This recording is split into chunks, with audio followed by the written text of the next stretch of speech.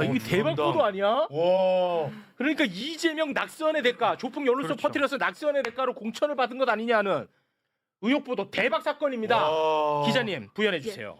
와, 이거 대박 사건인데. 이재명 대통령을 향한 조폭 연루설의 실체가 국힘당의 공천거래였다는 충격적인 정황이 드러나고야 말았습니다.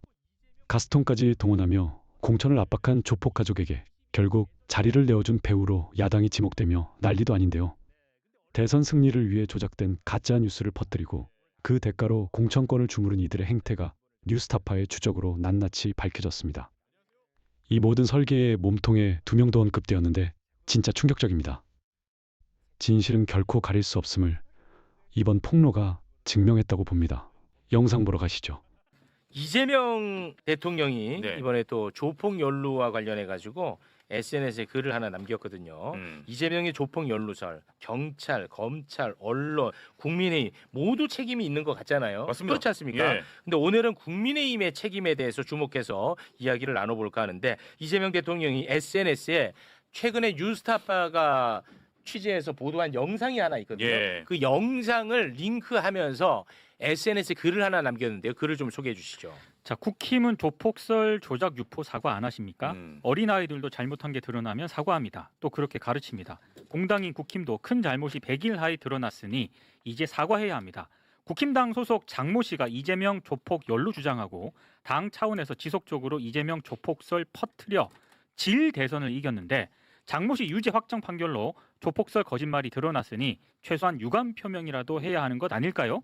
이미 지난 이야기지만 조폭설만 아니었어도 대장동 부패 조작만 아니었어도 대선 결과는 완전히 달랐을 이 것입니다. 맞아 이거는. 차이는 0.73%, 100명 중 1명도 안 되었습니다. 국힘이 조폭설 유포로 대선 훔칠 수 있게 한 공로자들에게 돈이든 자리든 뭔가 보상했을 거로 추측했었는데 이 사건의 실체가 언젠가는 드러나겠지요. 이번에 나왔습니다. 그렇습니다. 허무맹랑한 조폭 연루설 유포로 대선 결과를 바꾼 국힘의 진지한 공식 사과를 기다립니다. 예. 네. 자, 오늘 국민의힘에 포커스 맞춰서 예. 이야기를 나누는데요. 관련해서 정말 최선을 다해서 취재하고 보도한 기자가 우리나라에 또 살고 오. 있었습니다. 뉴스타파의 박종화 기자님, 박수로 모시겠습니다. 안녕하세요. 아유, 감사합니다. 반갑습니다. 네. 아, 그 좀 기분 좋을 것 같아, 보람되고. 아, 네, 이거 저만 보도한 건 아니고 네. 저희 팀장인 전혁수 기자랑 같이 보도를 한 거예요. 아, 그건 알아요. 네. 전혁수는 오늘 이사에서 안 나왔잖아요. 네, 맞습니다. 오늘 네, 이사해가지고. 그런 사람 얘기를 꺼내지도 네. 마요. 네. 아, 그런데 이렇게 또 대통령이 그렇죠. 딱 그거 보도 링크해가지고 예. 이렇게 또 얘기하면 보람되죠, 사실. 그렇죠. 네, 뭐 보도한 입장에서는 놀랐고 그래서 네. 트위터에 올라왔네? 뭐 이러면서 저희끼리 대박. 아, 그랬죠. 네. 근데 언론은 또 이거 관심 없어. 아이고. 희한합니다. 예. 오늘 다룰 텐데요. 관련해서 또 검사님 한 분을 저희가 모셨습니다. 김용남 검사님 박수로 모시겠습니다. 안녕하세요. 전 검사입니다. 네. 자꾸 세탁하지 마세요.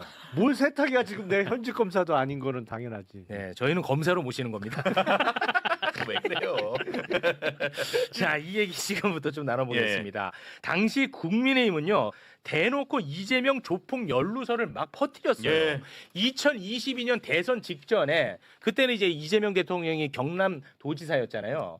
경기도지사였잖아요. 네. 경기도지사 국정감사장에서도 네. 국정에 대한 이야기는 안 해. 예. 국민의힘이 조폭 연루설을 이야기를 해버립니다. 진짜. 예. 그때 그 장면 오. 영상으로 보고 오겠습니다. 이재명 도지사는 코마 트레이더가 국제 마피아파의 조직원들의 도박 사이트 자금 세탁 회사인 줄 알면서도 특혜를 주었고 국제 마피아파 측근들에게 용역 등 시에서 나오는 여러 사업 특혜를 지원해주는 조건으로 불법 사이트 자금을 이재명 지사에게 수십 차례에 걸쳐 20억 가까이 지원하였고 현금으로 돈을 맞춰드릴 때도 있었습니다. 이 사실 알고 있습니까? 자. 어쨌든 공익정의 아까 들어보세요. 공익제보한 박철민 씨도 공개적으로 수사를 촉구하고 있고 장영하 변호사도 국 수사기관에 고발한다고 합니다. 김용판. 저렇게 대놓고 했단 예. 말이야. 단정적으로 그것도. 근데 저기서 거론했던 그 조폭 박철민 그리고 장영하 변호사 이 사람들은 허위사실 유포로 유죄 확정 받았습니다. 예. 예. 예. 자, 그런데 조폭 박철민 입장에서는 박철민. 손해만 보는 일을 할 이유는 없잖아. 그렇죠. 그렇지 않겠습니까? 예. 뭔가 얻는 게 있어야 될 거 아니겠습니까? 네. 그런데 박철민의 어머니가 조폭 박철민의 어머니가 국민의힘에서 공천을 받았어. 실제로. 오, 예. 근데 그 공천을 받은 것이 조폭 연루설의 유포의 대가가 아닐까? 그런 의혹 보도를 이번에 뉴스타파가 와, 한 거예요. 그렇죠. 윤석열이 2022년 3월 9일에 당선이 됩니다. 예. 그 직후 2022년 5월 2일에 국민의힘은 성남시의원 후보 공천 결과를 발표를 해요. 그 문건을 좀 올려주시겠습니까? 이렇게 이제 발표를 합니다. 예. 근데 오늘 우리가 이제 관심 가져야 될 부분은 저기 써 있죠. 성남시 다. 성남시 다. 예. 저거를 보면 됩니다. 아. 네. 자, 여기 이제 발표가 됐어. 5월 2일에. 예. 그런데 조폭 박철민의 아버지 박용승 씨는요. 이 공천 결과가 너무 화가 났던 거야. 그래서 너무나 화가 나가지고 바로 다음 날 5월 3일에 예. 국민의힘 경기도당을 찾아가는데 큰 선물을 들고 찾아갑니다. 예. 예, 선물 좀 공개해 주시겠습니까? 가스통. 가스통입니다. 가스통을 끌고 예. 경기도당에 찾아가 버리는 거야. 오. 근데 박용승, 그러니까 박철민의 아버지 박용승이 누구냐? 예. 바로 이 사람이에요. 국민의힘 전 성남시 의원이었어.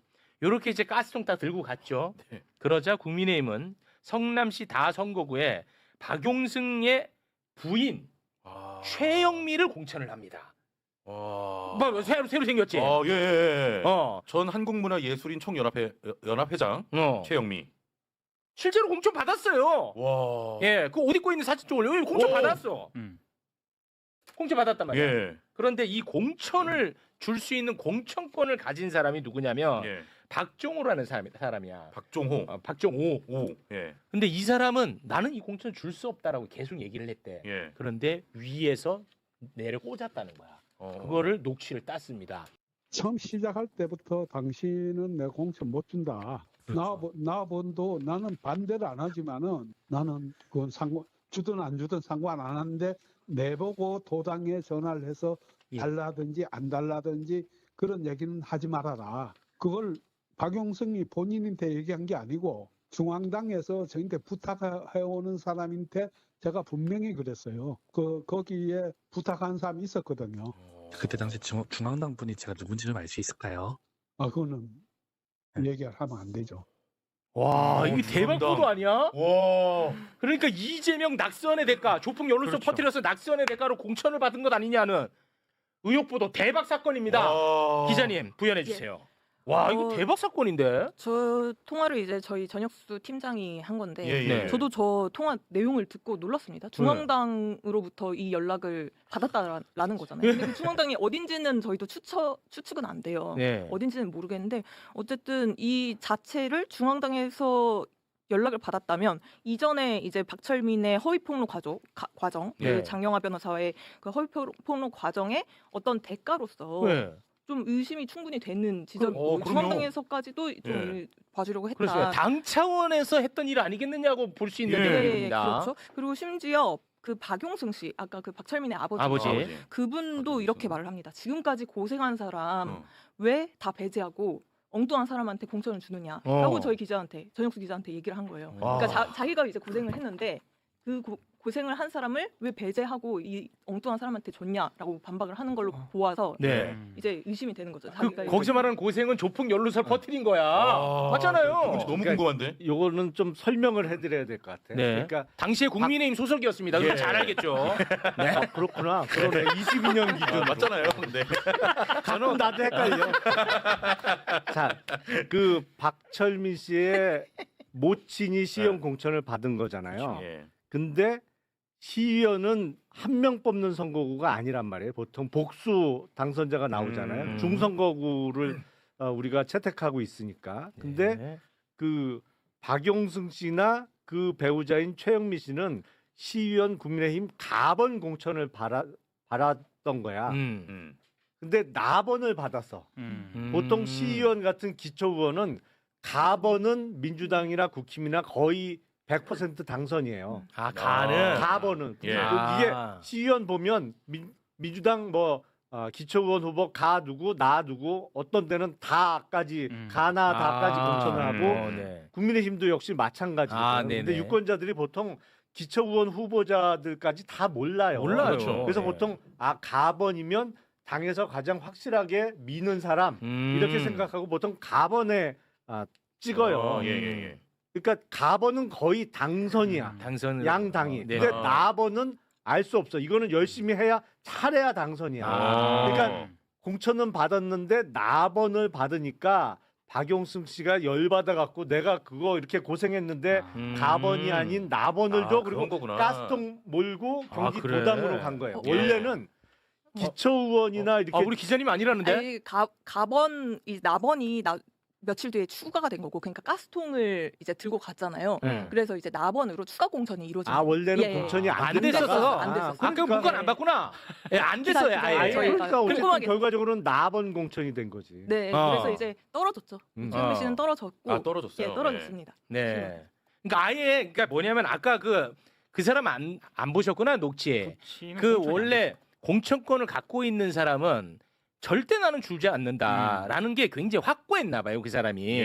그러니까 그 차원에서는 아마 안 들어갔던 것 같아, 그죠? 맞아요, 맞아요. 그리고 이제 가스통을 들고 등장을 한 것 같아. 그러니까 좀 더 정확하게 얘기하면 사실은 기초의원이나 광역 지방의원 공천은 그 박정호라는 사람이 당협위원장이었을 거고 당시 네, 맞습니다. 당협위원장이 공천을 해주는 게 아니고 공식적으로는 경기도당에서 하는 거예요. 네. 경기도당에서 공천관리위원회를 꾸려서 거기서 하는 건데 다만 당협위원장들의 의견을 청취하지. 많이 반영하겠죠. 그래서 당협위원장이 이 사람 이렇게 추천하면 대부분 그걸 받아줘요. 네네네. 그러니까 처음에는 박정호라는 당시 당협위원장이 최영민은 안 돼 절대 했던 안 돼. 것이고 근데 원래 도당 권한이고 도당 차원에서 다 이루어지는데 지금 아까 녹취록에 중앙당에서 누군가 연락을 했다고 그랬던 것 하는데 같아요. 이게 이례적인 거예요.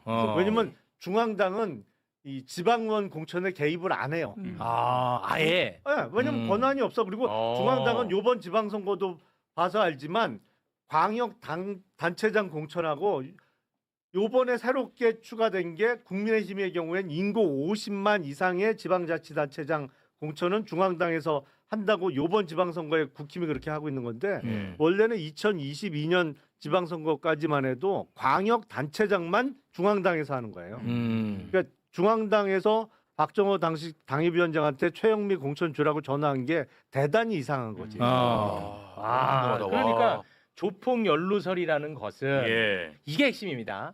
국민의힘 당 차원에서 했던 일 아니겠느냐. 요게 핵심으로 저는 보입니다. 네, 저희는 그래서 처음에는 이제 제목을 기획으로 써야 하나 고민을 했는데 기획까지는 좀 못 찾은 것 같아서 네, 그 박철민과 장영하의 그 폭로 기획에 국민의힘이 연루됐을 정황이 곳곳에 보인다라는 식으로. 그렇습니다. 실제로 그 조폭 연루설 퍼뜨릴 때 함께 도와줬던 조폭이 윤석열 캠프에서 성공을 했잖아요. 맞습니다. 그 박철민이 잠시 이제 무릎 수술 때문에 형집행정지를 받고 이제 밖에 나와 있을 때 박철민이 그때부터 이제 그 조폭 연루설을 기획을 시작을 하거든요. 그러니까 이재명에게 수십억 원의 그 돈다발을 전달했다. 성남 마피아 국제 마피아가 이준석 코마트레이드 대표, 성남 국제 마피아파 출신인 이준석 코마트레이드 대표가 이재명에게 20억 원 이상의 그 수십억 원을 돈다발을 전달을 했다라는 그 폭로의 기획을 그때부터 짜기 시작하는 거예요. 2021년 7월에서 8월 사이. 근데 이분이 그때 이제 무릎 수술 때문에 밖에 나와 있었을 때 그 핸드폰이 없었을 거 아니에요. 원래 그 깜빵에 있었으니까. 네, 그렇죠. 밖에 나와서 핸드폰을 구해야 되는데 그 핸드폰을 구해준 사람이 그 방금 그 얘기한 그 조폭.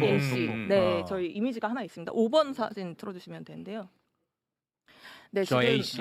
이분 A 씨가 중앙에 서서 국민의힘 여기가 여의도 당사거든요. 그래서 윤석열 후보 당시 대선이었으니까 대선 후보의 지지 이런 발표를 하는데 이 A 씨가 그 박철민에게 휴대전화를 빌려주는 사람. 그렇습니다. 이게 딱딱 떨어지잖아. 근데 더 재밌는 건 이분을 이렇게 그 윤석열 선거운동에 데려온 게 박용승 씨였습니다. 그러니까 아버지. 아버지. 맞아.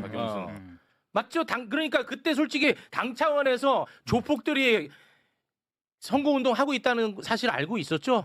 대선 캠프는 워낙 커서 한쪽 구석에서 하는 거 다른 쪽에서 몰라요? 근데 어떻게 손가락 위주로 손 씻은 건 알았어? 그 얘기 좀 그만해. 아니 그거는 들을 때마다 웃겨. 그거는 논리지 논리. 그건 논리적인 추론이지. 네, 죄송합니다. 손 바닥에 쓴 게 왜 손 안 닦았냐? 안 지워졌냐? 그러니까 바닥을 안 문지르고 요렇게 씻었나 보지. 이건 네, 논리지. 죄송합니다. 예. 김용남에만 나오시면 그게 이제 매뉴얼처럼 나오다. 내가 이걸 안 할 수가 없어. 약간 중독됐어 내가. 아 죄송합니다. 네. 그러니까 이게 얼마나 웃깁니까? 자, 예. 이재명을 조폭 연루설이라고 해가지고 낙선을 시켰는데 알고 봤더니 윤석열이가 조폭 연루가 돼 있어. 와, 그러네. 이재명 후보한테 대장동 한 팀이라고 그렇게 얘기를 그렇죠. 했는데 윤석열이. 대장동 수사 무마한 게 윤석열 후보였어. 이게 얼마나 웃겨. 예. 쌍방울. 이재명이 쌍방울이랑 관련이 있다고 그렇게 했는데 쌍방울 회사에 들어간 애들 봤더니 다 친윤 검사들이야. 맞아. 뭐예요, 검사님? 아, 이래도 됩니까? 누가 들어갔지 그때? 그 있어요. 그 윤석열이가 이름 대봐. 이름이 뭐냐면 그 변호사 소개해 줄 때 용산 세무서장 갑자기 이름이 생각 안 나네. 이남석 변호. 이남석이. 아우 내 이름 기억 못했어. 나한테 놓고 안 하고. 와 이남석이다. 왜 이남석이? 다행이다. 거기 들어갔다 쌍방울에. 근데 이남석이. 좀 전에 방금 진짜 검사 같았어요. 이름 대봐. 이남석이. 그래서 변호사비 대납으로 이재명을 잡아넣으려고 했거든. 근데 계좌 까봤더니 윤석열 출신 윤석열 검사들이 예, 이름이 다 나오는 거야. 예. 그래서 야 요거는 덮자. 제북 송금으로 틀었잖아 검사님. 나 바보 아닙니다잉. 와, 말씀이다. 이남석이. 와. 아니, 이거 꼭 찍고 있어야겠다 이남석이. 누가 바보라고 그랬나? 네, 알겠습니다. 야. 아 우리 박종화 기자님이 제가 볼 때는 너무 중요한 예. 뉴스거든요. 요거를 조금 좀 키워주세요. 예, 국민의힘. 국민의힘. 예. 참 그래서 너무하잖아요. 좀 더 말씀드리고 싶은 건 그 저희가 판결문을 입수를 해서 이제 판결문의 실명을 대조 작업을 해가지고 그러니까 장영하 변호사가 유죄 판결을 받은 최근에 유죄 판결을 받아서 지금 대통령이 네, 맞습니다. X에 올린 거잖아요. 네. 그 판결문 내용을 보니까 이제 이준석과 박철민이 주고받은 이 편지나 서신 이런 것들이 다 들어가 있어요. 네. 그 내용들을 보면은 이제 뭐 국민의힘이 이렇게 관여했을 그리고 여론에 확산시키는데 자기들이 이게 허위 사실이라는 걸 알았을 것 같으면서도 그래요? 이걸 퍼뜨린 정황들이 나와 있어요. 와 대박이네. 그러니까 가령 와. 예. 그러니까 그 김진태 당시에 이재명 비리 검증을 목적으로 탄생을 했던 게 국민의힘의 국민검증특위라는 게 있었습니다. 그 김진태가 위원장이었어요. 예, 김진태가 위원장이었습니다. 근데 김진태 위원장이 박철민 씨를 장영하 변호사랑 같이 접견을 해요.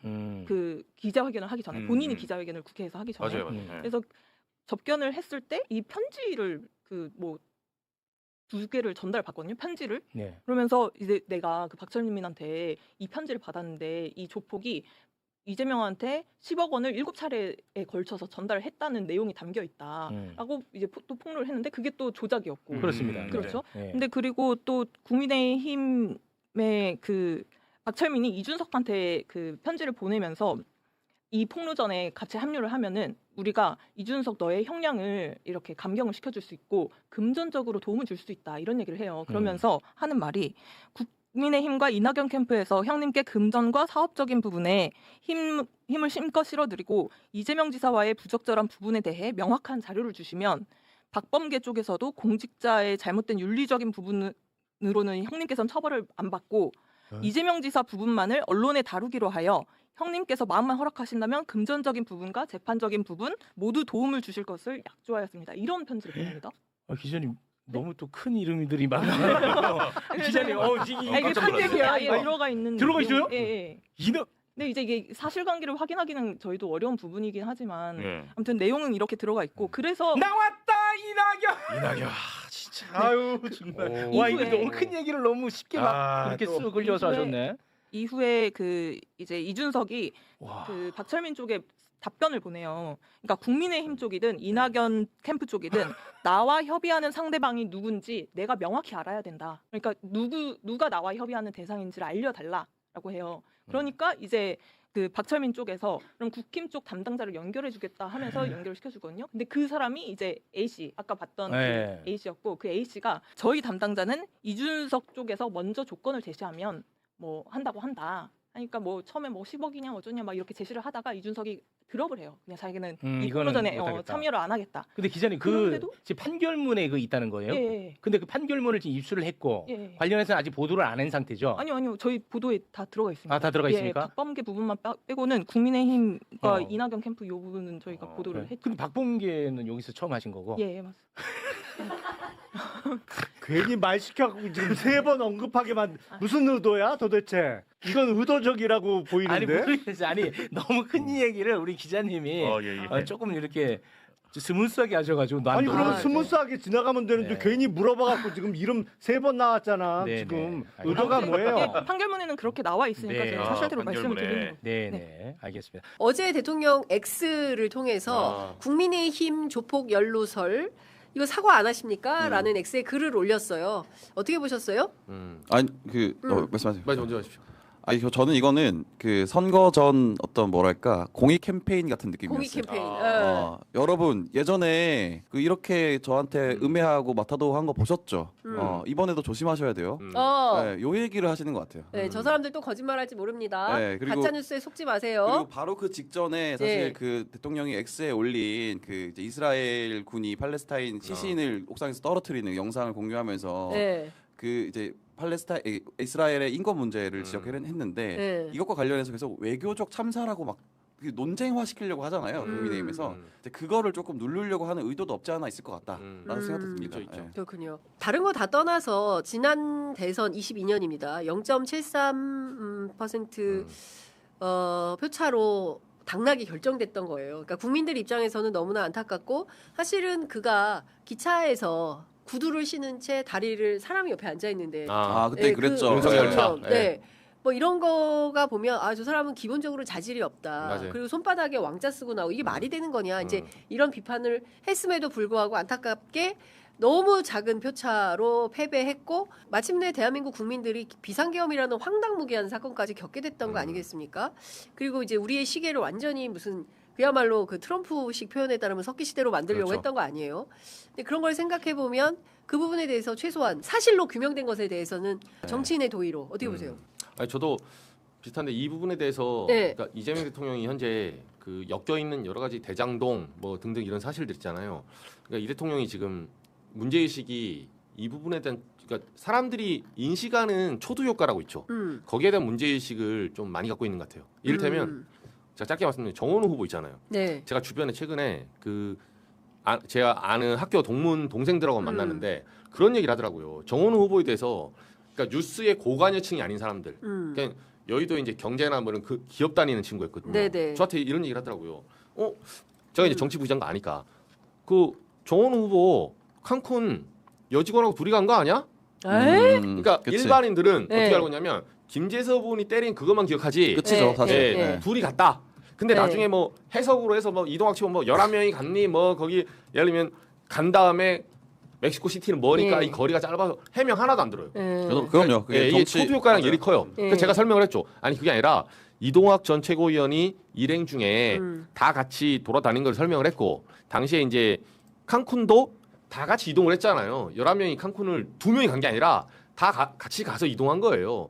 그걸 제가 설명을 해줬거든요. 네. 그러니까 물론 이제 2명인가는 이제 딴 데로 빠졌고 근데 어쨌든 끝나고 나면 칸쿤만 기억할 거예요. 그렇죠. 네, 근데 네. 이거를 둘이 간 거 아니야 하면서 제가 물었죠. 아니 해석이 그렇게 있었다고 하니까 그 친구가 또 뭐라 하냐면 아니 그 성동구청 간 거 있잖아요. 네. 거기에 둘이 가지 나오지 않았냐고. 야, 말도 안 되는 그럼 그 소리다. 성동구청에서 둘이 간 거잖아요. 그렇죠. 성동구청이 둘이지.